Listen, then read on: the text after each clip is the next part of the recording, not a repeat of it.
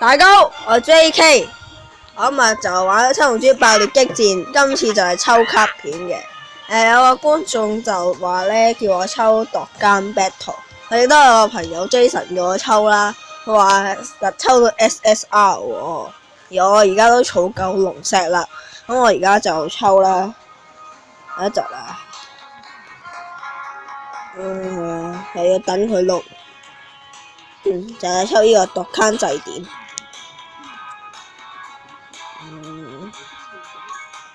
好啦，召喚嗱，已經儲夠40粒石啦，可以召喚啦。不過有啲想我話咧，抽下啲友情點數先喎。我就照抽下，睇下真唔真啊！抽咗，因為好大機率會抽到 SSR 喎，睇下真唔真。好，我哋抽下呢個先。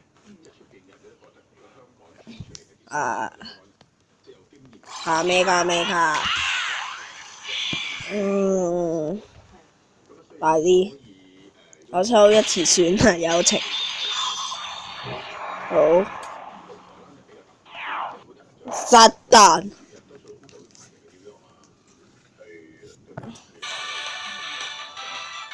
好啦，要抽呢個啦。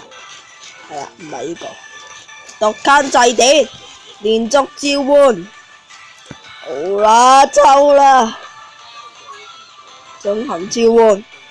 我嗰40粒石啊！快啲！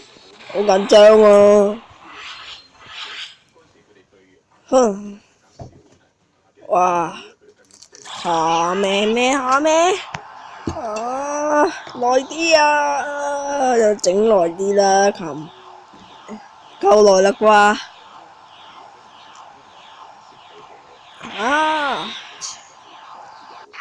好啦，超1、超2，俾埋個超3啊！冇超3，我唔知抽到啲咩呢？人在17號 SR 結可，唔係買咁渣。SR， 我揾個 SSR 俾我啊！哇，有孫悟飯街王拳，仲有咩呢？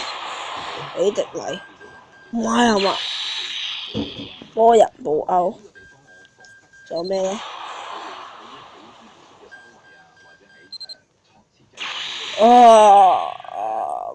咁雜嘅。